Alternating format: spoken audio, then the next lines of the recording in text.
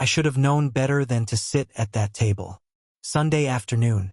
Winter sunlight bleeding through the blinds in that soft, lazy way that makes you forget the cold waiting outside.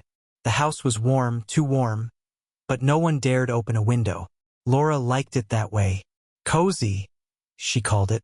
I used to agree, but now it just made everything feel claustrophobic. Like the air itself was choking on all the things we never said. The twins had taken over the dining room. Emily sat cross-legged in one chair, laptop open, fingers tapping rapidly as she skimmed through another college admissions blog. Josh was beside her, hunched over his phone, earbuds dangling, lost in a sea of TikToks and college acceptance reaction videos. The table was covered in glossy brochures. Stanford, NYU, Duke, Brown. Even a couple from private art schools Emily would never attend, but liked to fantasize about. They treated the pamphlets like lottery tickets, symbols of the life they assumed they were owed. I stood for a while in the doorway watching them. Not part of it, not really. Just hovering, waiting for some unspoken permission to enter the conversation. Emily finally looked up. Mom said we could do a FAFSA run-through today, she said, her voice brisk, like I was the hired help. Yeah, Josh added without looking up. She said you'd help. They wanted help, but only from the part of me that wrote checks. I pulled out a chair and sat down slowly. Sure, I said. We can do that. I've got the tax info. I just thought we could also talk about the school list a bit. Maybe consider some in-state options? Josh groaned, rolling his eyes so hard it looked like they might stick. Oh God, here we go. Emily snorted. We've already looked at State U. It's basically a backup if we get hit by a truck or something. I tried to keep my voice level. It's not just about prestige. It's about cost. Out-of-state tuition is.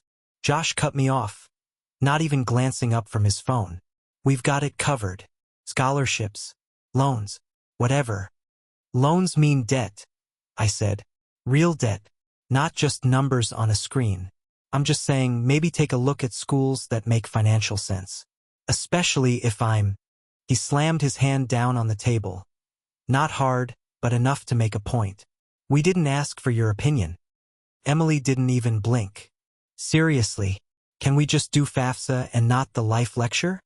I looked to Laura. She was at the sink, washing the same mug she'd been rinsing for the past 5 minutes. Her back was straight, her posture perfect. A signal she wasn't going to step in. Not yet. I tried again. I just think it's important we talk this through. We've got savings, sure, but the 529 isn't bottomless. And if you're both thinking private schools, we need to be realistic about what that means for all of us. That was when Emily looked me straight in the eye and spoke slowly, like I was the dumb one in the room. You're not our real dad, Daniel. It's not your decision. Not shouted. Not dramatic. Just cold. Like reading a label on a bottle of pills. May cause nausea. Not your real dad. I felt it immediately, the shift in the room. That click. The one you hear just before the floor gives way. Josh added fuel without looking up. Exactly. It's not like we asked you to get involved. I swallowed hard. Tried to find the right words. I've been here. For 8 years. I've paid for braces. Therapy. Sports camps. I've worked late so we could do vacations, birthdays. I've put money in both of your college funds. Emily raised her eyebrows like I was embarrassing myself. Yeah, well thanks, I guess. But it doesn't make you our dad. Josh finally looked up, and his expression was the worst part. Not angry, just amused, like he was watching someone make a fool of himself at a party. You seriously think money makes you a parent? I don't remember what I said next. Maybe I didn't say anything. Maybe I just sat there, trying to breathe while the weight of 8 years settled in my chest like cement. Laura still hadn't turned around.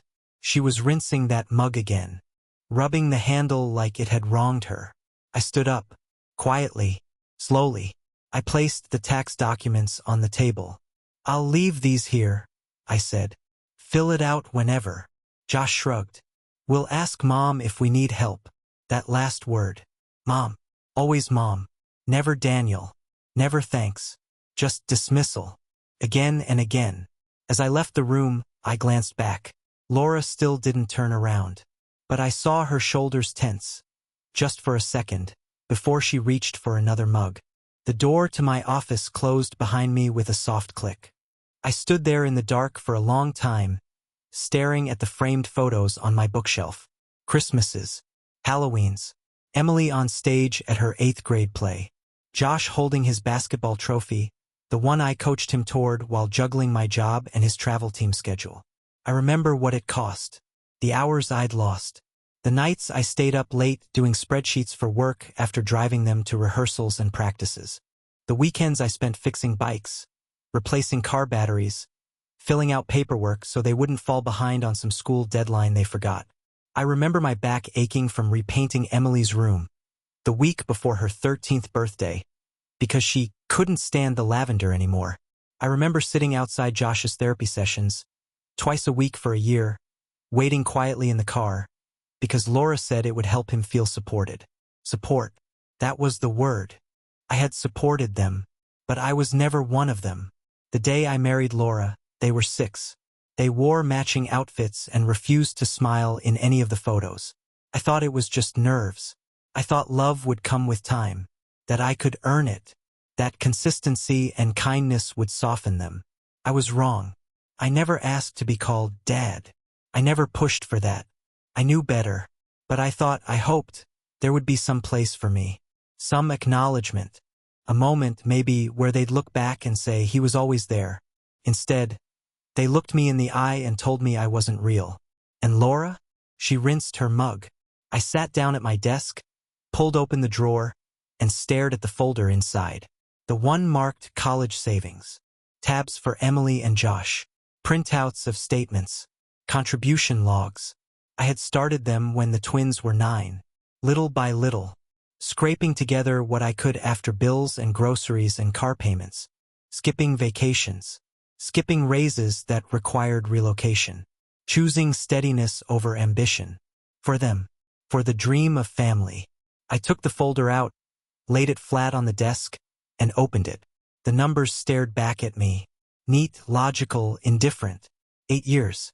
Over $68,000 saved. Quietly. Without praise. Without expectation. Or so I told myself. But now, staring at the cold math of it all, I realized the lie.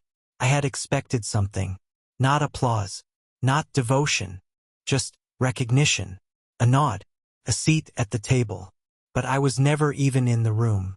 I sat there until the sun faded from the blinds. Until the dining room outside went silent. Until I heard their laughter again. Muffled. From down the hall. Something on TikTok, maybe.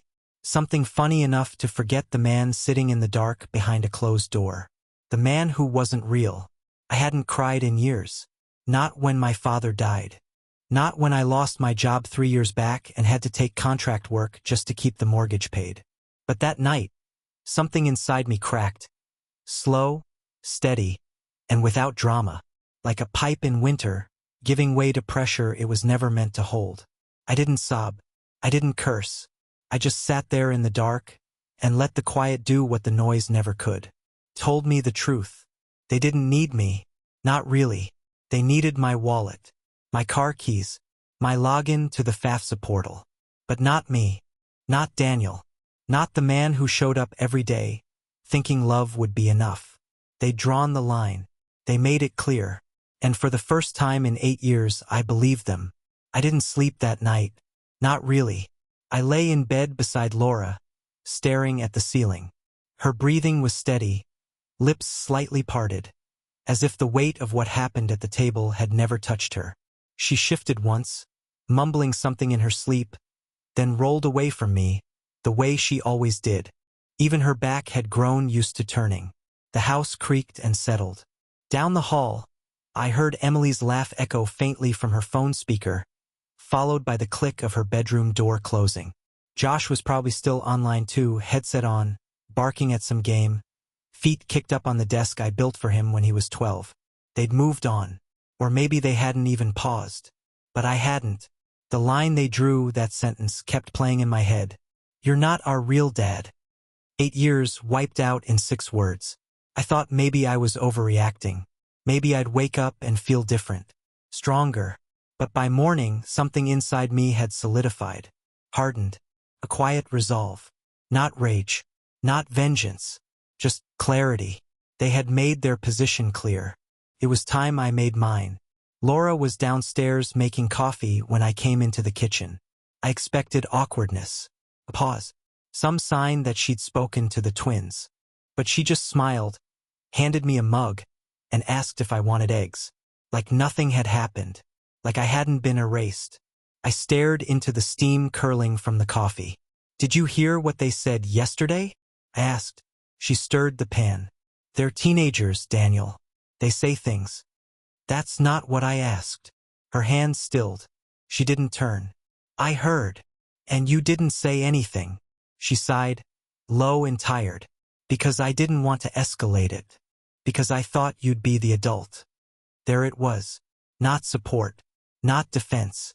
A quiet request to swallow it again. To absorb the blow for the sake of keeping peace. But I was done doing that.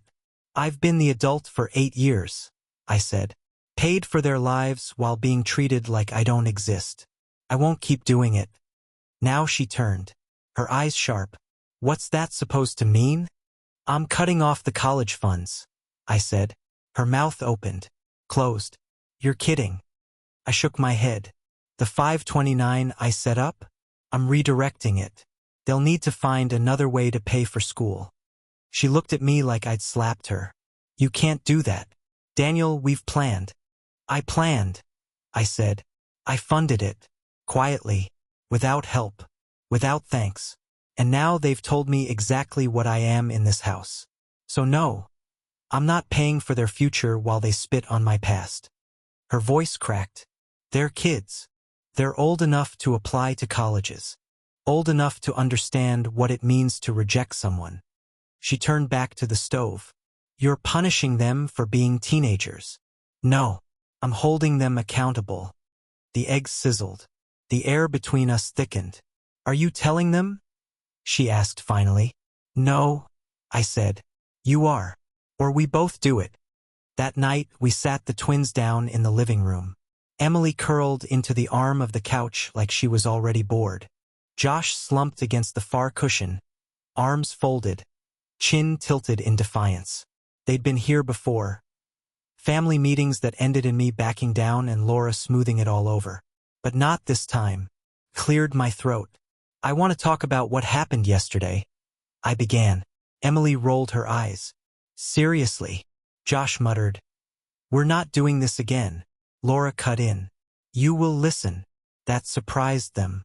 She wasn't yelling, but her voice carried weight. She sat upright in the armchair, spine straight, hands clasped tight on her lap. "You hurt Daniel," she said. "You disrespected him. And now you're going to understand the consequences." Emily scoffed. "What, we're grounded?" Josh shrugged. "We said the truth." "And the truth," I said, "is that you don't see me as your father, which means you don't want me involved in decisions about your future." Silence. Emily frowned. "Wait, what are you saying?" "I'm saying," I said slowly, "I won't be funding your college education anymore." Josh sat up straighter. "What?" "I've redirected the 529 plans. You'll need to find other ways to pay scholarships, jobs, loans, whatever you choose." Emily's voice rose. "You can't do that. That money was for us." I nodded. "It was. When we were a family." Josh's face darkened. "This is BS. You're just mad because we told the truth." "No," I said. "I'm mad because you've used me for years and called it family. Because you made it clear I don't belong. And now I'm making that reality mutual." They both turned to Laura. "Are you going to let him do this?" Emily asked, voice sharp. Laura hesitated. Her jaw clenched. Then she nodded. "Yes." Josh stood up. "You're just going to let him screw us over like this?" Laura's voice wavered, but she held her ground. "You said he wasn't your father. So no, he's not responsible for your education. That's what you wanted, right?" Emily's mouth opened, but no sound came. The silence that followed was the longest I'd ever heard in that house. Later that night, after they'd stormed off, Josh slamming his door, Emily sobbing into her pillow, Laura and I sat in the kitchen again. She looked older, exhausted. "They'll hate us for this," she whispered. I shook my head. "They won't hate you, just me." She didn't argue, and that said enough. 2 days passed before the fallout escalated. An email pinged in my inbox. Subject line, "From Marcus." I stared at it for a long time before opening it. Marcus, the ghost, their biological father. The man who popped up once a year with a new girlfriend and a story about why he couldn't make it to Emily's play or Josh's championship game. The man who missed birthdays, forgot Brace's appointments, but always managed to send a text that said, "Hope you're doing great." The man I replaced in every way except name. His email was short, vague sympathy, a hint of condescension, and an offer. "Heard from Emily that things are tense. I get it. Teens can be rough. Maybe I can chip in a little, not much, but I'll do what I can. Hope we can work this out. They're good kids. Don't be too hard on them. Let me know how to help." A little, not much. That's all he had to offer after 8 years of watching from the sidelines. And he still had the gall to suggest I was being too hard. I didn't reply. Neither did Laura. Instead, she forwarded the message to Emily and Josh. No subject line, no commentary, just the facts. Josh came into the kitchen a few hours later, holding his phone like it was a dead thing. "He emailed you?" he asked. I nodded. "He did. Is he paying now?" I shrugged. "That's between you and him." Emily didn't speak to me for 3 days after that. On the 4th, she packed a duffel bag and left for her friend's house. Said she needed space. Josh followed suit a week later, not moving out, just vanishing. Long nights out. Weekends at Cody's. Barely a word to either of us. The house grew quieter, colder. Dinner was a 3-person ritual of clinking silverware and unspoken tension. Laura still stood beside me, but it felt like she was fading too. She supported my decision, but her silence wasn't solidarity. It was resignation. Like she'd finally realized the family she tried to hold together with soft words and blind hope was slipping through her fingers. And me? I wasn't angry anymore, just tired. I'd spent 8 years building a foundation under someone else's house.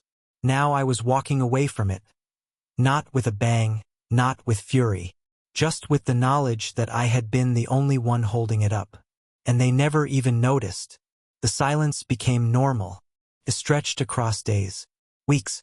The kind of silence that doesn't feel empty, it feels like pressure. Like something inside the house might crack if you breathe too loud. I'd wake up before Laura, make coffee in the dark, listen to the ticking of the old wall clock and the occasional groan of the floorboards, wondering if that would be the morning Emily came home, or if Josh would finally look me in the eye again. But the front door never opened, and Josh never looked anywhere but his phone. They hadn't forgiven me, that much was clear. But what they hadn't realized yet was that the world outside our house wasn't going to forgive them either. Started small. Josh came into the kitchen one afternoon, shoulders tense, face drawn. His voice was flat. "Did you cancel the tuition portal thing?" I looked up from my coffee. "I canceled my payments, yes." He frowned, trying to piece it together. "But it was in your name. The whole account. It was in my name because I opened it. And now it's not in yours." He opened his mouth, closed it again. I could see it in his face, the math failing him, the reality sinking in like slow poison. He'd always assumed that money just appeared, that someone would always pay. And now no one was. He turned to Laura. "Can you do something?" Laura looked tired. She always looked tired now. "I don't have access to the account," she said. Josh stood there, waiting for someone to backtrack, to say this was a lesson, a bluff, a phase. No one did. That night, he stayed up late in his room. I heard the muffled voice of his guidance counselor on speakerphone. "Only other option is community college. Yes, for now. Scholarships are competitive this year." His voice didn't argue. It didn't even respond. Just silence. Emily came back a week later. No apology. No suitcase. Just walked through the front door in a hoodie and jeans, tossed her backpack on the floor like nothing had happened. She didn't speak to me, didn't even glance in my direction. Went straight to her room and closed the door. I found out through Laura that she dropped all her applications except one. A state university. Too expensive to go without help, too competitive to get in late. When I asked Laura what Emily's plan was, she just shrugged. Take a year off, maybe. Work. Reapply. Reapply. The word felt heavier than it should have. I wondered if Emily understood what that year would look like. Getting up at 6 a.m. to serve coffee to people who don't tip. Listening to the same college-aged customers talk about dorm life, frat parties, lectures, clubs. Watching them live the life she thought was owed to her. A life built on the back of a man she discarded. Josh started at the local community college in the fall. No dorm. No meal plan. No late-night parties. Just morning classes, evening shifts at the grocery store, and long weekends doing assignments alone in his room. I never said anything. Never gloated. Never told them this was what consequences looked like. But the house felt different now. Like a mirror that had finally stopped lying. They were learning what I already knew. That safety isn't free. That someone always pays. And that when you burn the bridge you walk on, there's no one left to carry you across. Laura tried to soften things in small ways, making sure Josh had clean clothes, leaving notes in Emily's room. I didn't stop her. That was her choice. But I didn't join her either. One night I heard Emily crying. I was walking past her door, late, on my way to the kitchen. I stopped, just for a moment, listened. Not sobbing, just quiet tears. The kind that sneak out when your pride is asleep. I almost knocked, almost asked if she needed anything. But I didn't. Not because I didn't care, but because that moment wasn't mine anymore. She had made that clear. Josh didn't cry, not where I could see. But one evening, he sat down at the kitchen table across from me. No phone, no attitude, just him, and a silence he didn't know how to fill. I waited. I need car insurance, he said finally. Mine expires next month. I nodded. You'll want to compare rates. Look for student discounts. Liability minimums if you want something cheap. He didn't expect that. I saw it in his face, the flicker of surprise. He thought I'd say no. Thought I'd turn him away. But I didn't. I gave him the name of my old agent. Showed him how to run a quote. Sat with him while he filled out the form, correcting him when he clicked the wrong thing. We didn't talk much, but it was more than we'd said in weeks. When he was done, he sat there for a moment, unsure what to say. I didn't push him. He stood, quietly, and before leaving the room, he mumbled, "Thanks," the first word in months that didn't come laced with contempt. I watched him walk out, and for the first time, I felt something shift. Not redemption, not forgiveness, just a beginning. A week later, Emily asked Laura how much a used laptop cost. She wanted to start working on her transfer applications. She didn't ask me, but when she left the room, Laura came to me and whispered, "You kept her old one, right?" I nodded. That night, I left it on her desk, wiped clean, ready. She didn't say anything the next morning, but she didn't give it back either. I found the power cord plugged in. It wasn't peace. It wasn't healing, but it was something. I caught Laura watching me more often, like she was waiting for me to break.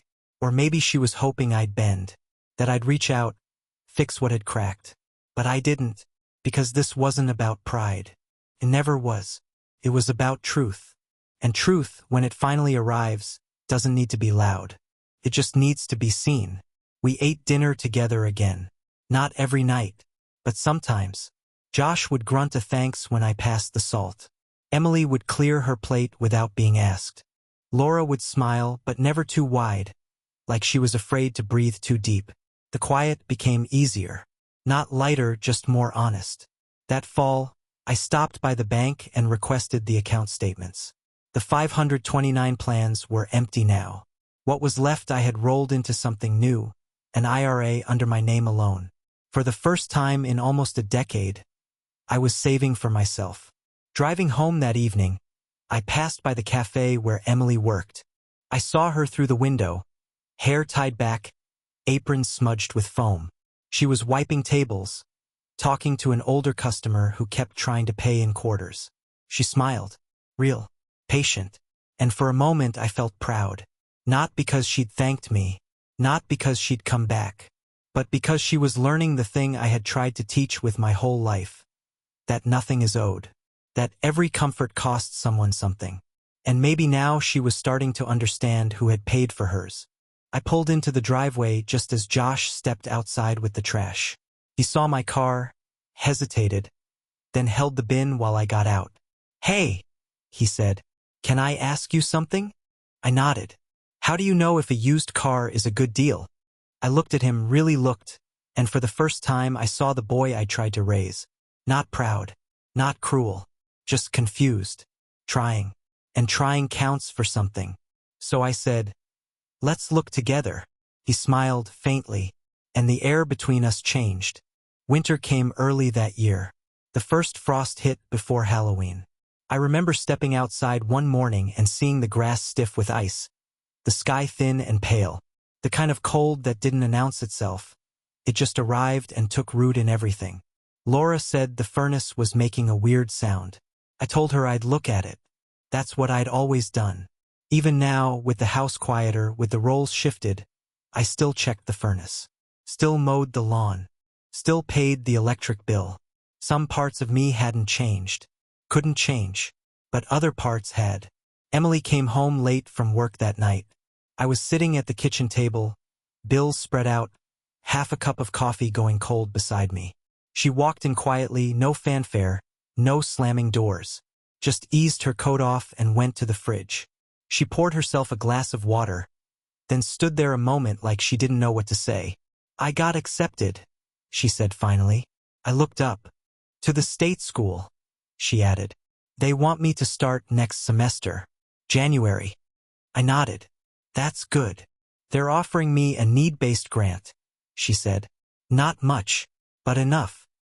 "That's even better." She hesitated. I know I messed up." Her voice was small, the words slow, like every syllable had weight. "I thought college was just something that happened, like it was automatic. I didn't think about how it got paid for, or who paid for it. I just assumed someone would." She looked down at the floor. "I assumed you would." I didn't speak.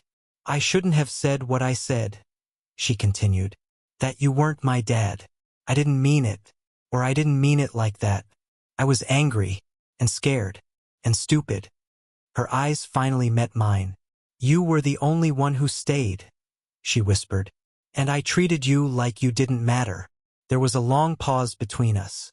Not awkward, not tense, just real. She took a deep breath. "I don't expect anything. I'm not asking for money. I just wanted you to know that I see it now. What you did. All of it."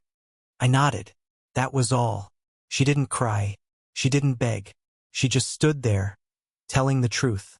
And that was more than I'd ever asked for. Josh came home later that week with a stack of papers in his hand. "Can you look at these?" he asked, sliding them onto the table. It was an insurance quote, a FAFSA correction, and a resume draft. I read through them one by one. "Not bad," I said. "Tighten your resume summary. And you don't need collision coverage on that car. Liability's enough." He nodded, scribbled a note. Then he asked, "Do you think I should transfer schools next year? Or finish where I am?" I looked at him, really looked. No sarcasm, no posture, no wall. "I think you should go where you'll be forced to grow," I said. He didn't argue, just nodded again. "Okay." Later that night, Laura came into my office. She stood in the doorway for a while, watching me sort receipts. Her face was soft, not sad, just tired. But there was something else in her eyes. Something I hadn't seen in a long time. Gratitude. "You didn't have to forgive them," she said. "I haven't," I replied. She nodded. "Still, you didn't have to help them again." "I didn't do it for them," I said.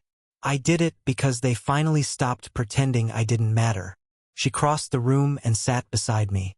"I should have spoken up sooner." I didn't respond, because we both knew that sentence didn't have an answer. We sat there in silence. Not the cold kind, not the loaded kind, just two people sitting with the truth, finally. A week later, Emily texted me from campus. "What's the best credit card for a student with no credit history?" I smiled, replied with a link. Josh started working weekends at a local hardware store. He came home with paint on his jeans, stories about rude customers, and a new understanding of what it meant to earn. The shift was slow, gradual, but it was there.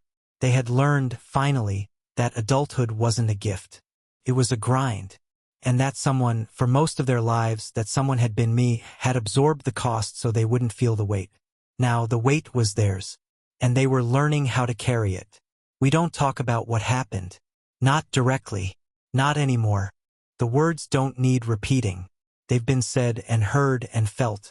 But the absence of the old silence, that speaks volumes. Josh now calls when he's confused about his taxes. Emily sends updates when her midterms go well. Laura makes dinners again, not as peace offerings, but just dinners. Shared space. Quiet connection. One night, Emily asked if I still had her baby photos. "I was making a new student ID," she said, "and I realized I didn't have any childhood pics. I mean, Marcus never kept any. Mom doesn't know where half of hers are." I nodded. "They're in the attic." She smiled. "Can we look together sometime?" I said yes. Josh, for his part, started calling me Dan again. Not Daniel. Not him. Just Dan. The name he used when he was little, before the distance grew. It's not Dad. But I don't need it to be. What I needed was to be seen. To be acknowledged. To stop being the man who lived in the background of their lives like a ghost. Useful only when things broke. Expected to vanish when the light returned. Now at least they knew. Now at least they remembered who had paid the cost of their peace. Laura once asked me, in the middle of a quiet evening, what I would have done differently. I stared out the window for a long time before answering. "I would have stopped giving sooner," I said. "Not because I regret the sacrifices, but because I regret how long it took me to realize that sacrifice without recognition becomes expectation. That the more you carry without complaint, the more invisible you become. They needed to see what life looked like without me. Only then could they understand what I'd done for them. And they did. Eventually. That's the truth of it. They're not cruel. Just careless. Like most children are. And I was foolish. Not for loving them, but for loving them without limits.